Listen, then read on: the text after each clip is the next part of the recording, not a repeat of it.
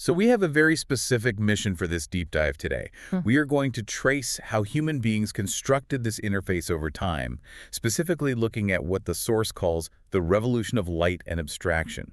We're going to look at three radically different ways humanity tried to manage this cosmic friction. It's a fascinating progression. It really is. Hmm. We'll start with an ancient theology where the universe is a literal physical battlefield.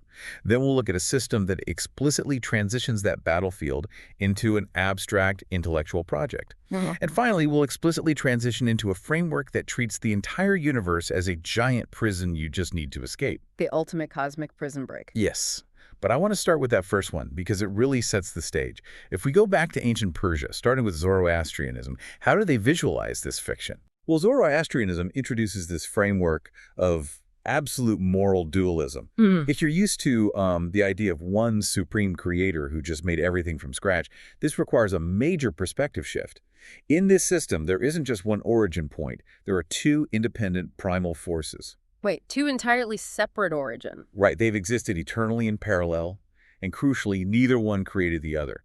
They are completely separate origins that eventually just bumped into each other. So you have the force of order, which is personified as Ahura Mazda, the wise lord. He represents light, truth, and this victorious cosmic order known as Asha. Yes, and he's not alone.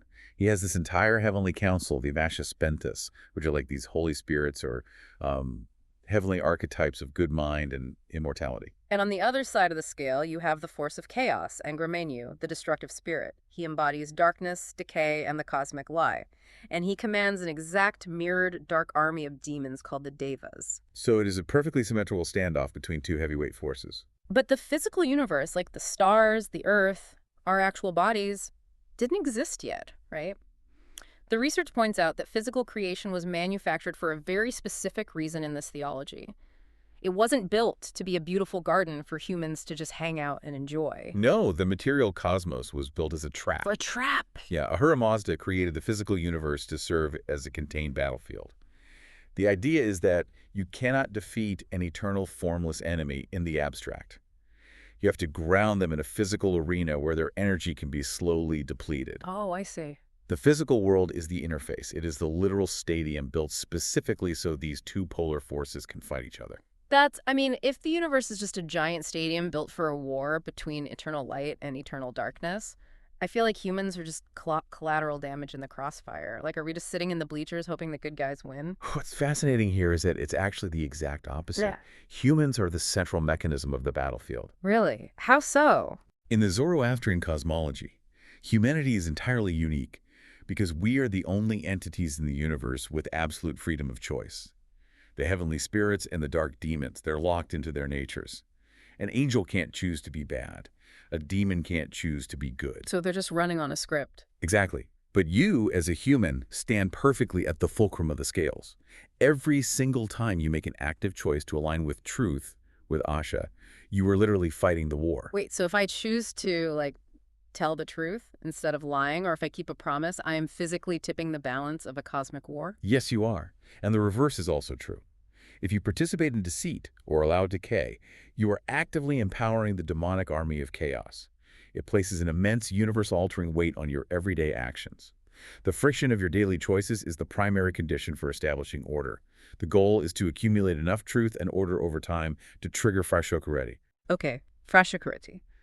The Great Renovation. This is like the cinematic endgame of Zoroastrianism, right? The texts describe this universal purification at the end of time, where a river of molten metal will wash over the earth. It sounds terrifying, but it's actually a purification. Right. It purifies all souls, melts away all the impurity, and results in the permanent annihilation of Angramenyu. The war ends, the friction stops, and creation reaches absolute perfection. It is a profound way to give meaning to human struggle. Every hardship you face is just another skirmish in the war for light.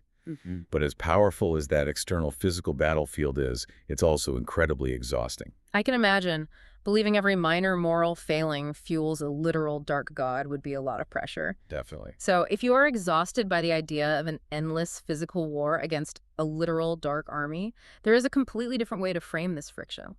What happens when you take that massive cosmic friction, remove it from a physical battlefield, and place it inside abstract text and the human mind? That explicit shift takes us right into Judaism. Exactly. This shift takes us into a totally different theological architecture. Yeah. Here we move from the physical to the abstract. The Creator isn't fighting a chaotic monster with an army of spirits anymore. The Creator is infinite, completely without a physical body or form, and creates through abstract speech. Right, like let there be light. It is a purely intellectual, vocalized command. Yes, and if you read the Genesis creation story through this lens, it's not a battle. The 6 days of creation are meticulous systemic separations. God separates the light from the darkness, land from the sea. It's the act of imposing strict order on a pre-existential chaotic abyss. I actually think about this when I'm trying to organize a super messy room. If you just have a giant pile of stuff on your floor, that's the abyss. You create order by saying, okay, books go here, clothes go there. You are imposing ontological boundaries. That is a perfect scale model of the concept, honestly. In Judaism, the written Torah, the fixed commandments, and rigid moral structures acts as that system of boundaries. That is the order, or the X in our equation. And the chaos, the Y. The chaos is no longer an external dark god with a demon army. The chaotic element is moved entirely internally. It becomes the human evil inclination, those selfish or destructive urges inside us. And on a structural level, it becomes the oral Torah. This is where the concept of the interface gets so interesting to me. The oral Torah isn't just a book you sit and read quietly. It's the tradition of intense, living interpretation. It's generations of scholars arguing, debating, and clashing over what the text actually means. And the friction of that debate is the interface itself. The Tetragrammaton, the absolute source, resides within that constant intellectual friction, which raises a really important structural question. If you don't have an independent, evil, dark God trying to destroy the world anymore, how do you explain the presence of an adversary? Yes. Here's where it gets really interesting. This was a massive aha moment for me in the research. The Jewish concept of Satan is completely different from the Persian model we just talked about. Satan isn't an independent rival trying to overthrow God. He's a built-in polarizer. Right, he's part of the system. He is explicitly described as a general prosecutor who works for the divine court. Unlike the Persian spirits, angels in the system are just strict execution vectors devoid of free choice. They just do their jobs. He is a structural necessity.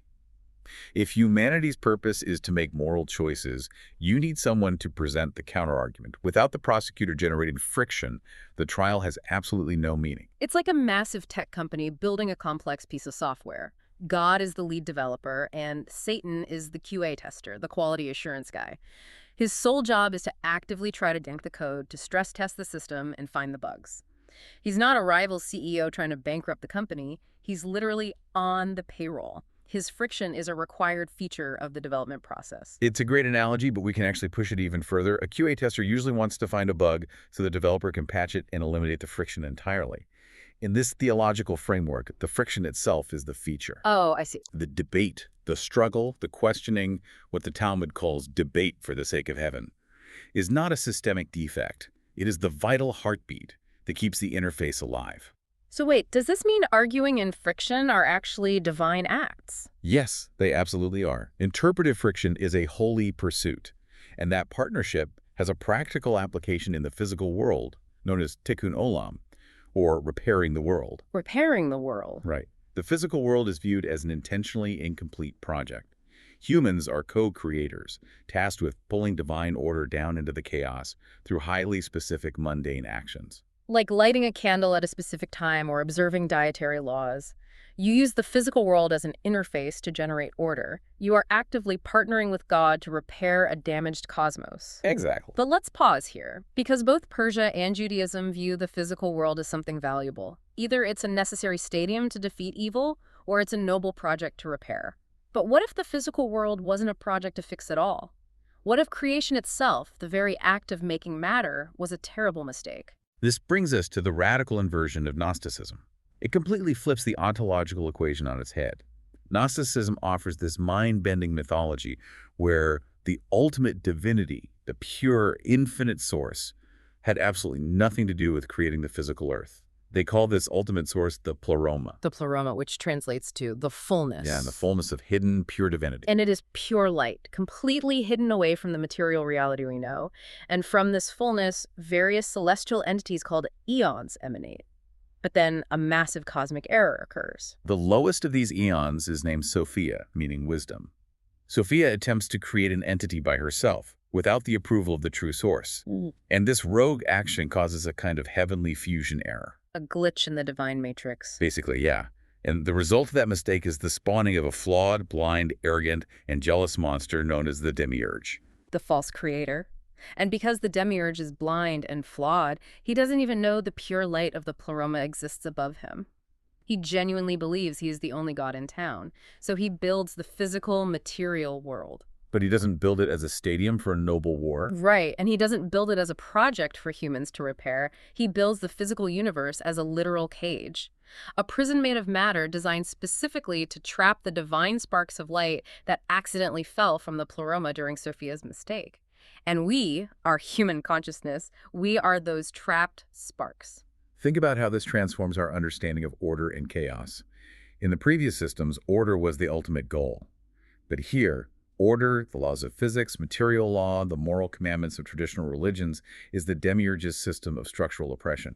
Order is the cage. The rules are the bars of the prison. And chaos, the liberated essence inside of you, is actually your true self. It's the divine spark realizing it doesn't belong here in this meat suit. And to ensure the sparks never escape, the Demiurge appoints guards. The physical world is overseen by demonic gatekeepers called the Archons. In ancient texts, they're often tied to the 7 planets of astrology. And what's their job? Just keeping us locked down? Exactly. Their sole function is to keep human souls bound to the material realm.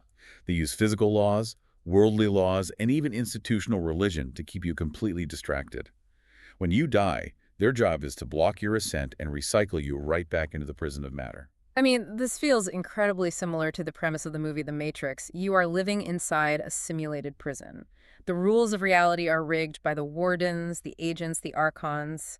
You think the system is real, but it's an illusion designed to keep you trapped. The parallel is very strong, but the ancient Gnostic version is arguably far more claustrophobic. In the Matrix, you have a real physical body outside the simulation that you can wake up to. In Gnosticism, your biological body is part of the simulation. Your hunger, your exhaustion, your biological urges, that is the Demiurge keeping you anchored to the floor of the cage. So, what does this all mean? How do you get out? If the Archons control the rules of reality and traditional religion is just another clever trap designed to keep you docile, how do you actually escape? Salvation cannot be achieved through faith, or by obeying worldly laws, or by being a good citizen of the physical world. It can only be achieved through gnosis. Deep internal knowledge. But it's not like academic knowledge you learn from a textbook. Gnosis is a profound, cognitive, experiential realization of your soul's true origin. It is the sudden, jarring awakening that you are not from here. You realize the world is a lie, and your essence belongs to the hidden light of the Pleroma. It's like finding the cheat codes to reality. Once you achieve Gnosis, you possess the mysterious passwords necessary to bypass the Archons after death and dissolve the prison entirely. If we connect this to the bigger picture, it carries an immense philosophical weight.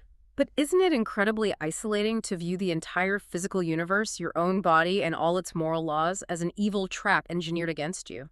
It's a lonely way to look at the stars. It is undeniably a lonely path. But Gnosticism is entirely unique among these ancient systems because it explicitly tells humanity not to balance X and Y and not to repair the world, but to completely reject the interface of material reality to dissolve the prison. It is the ultimate act of cosmic rebellion. It is wild how completely different these conclusions are, even though they all start from the exact same human experience. Yep. For friction of being alive? Yeah, we have watched human consciousness grapple with this tension in 3 distinct ways. Externalizing it into a cosmic war of light and dark on a literal battlefield in Persia. Partnering with an abstract god to intellectualize and repair the world in Judaism. And finally, diagnosing the whole thing as a grand illusion that requires a cognitive prison break in Gnosticism. So let me turn this directly to you, listening to this right now. How do you perceive the friction in your own life? When your schedule falls apart, when the chaos of reality intrudes on your carefully planned day, what is your internal operating system? That's the real question. Do you view that friction as a Zoroastrian battle, where you just have to grit your teeth, fight harder, and defeat the chaos? Do you see it as a Jewish debate, a necessary, productive tension designed to sharpen your mind and help you repair your immediate surroundings?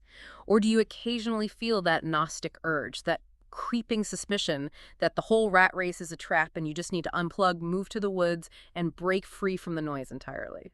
The architecture behind that question is universal. And this brings us to a final, rather profound insight from the very end of the source material.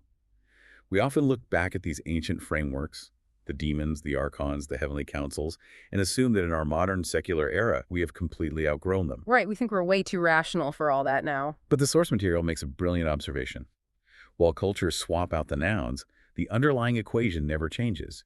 Even in modern atheism and empirical science, we didn't abandon the interface at all. We just translated the exact same equation into a new vocabulary. The mechanism never changed. We took the gods of order and replaced them with physical laws and quantum mechanics. That is our new principle of absolute structure. And we took the demons of chaos and replaced them with thermodynamic entropy, the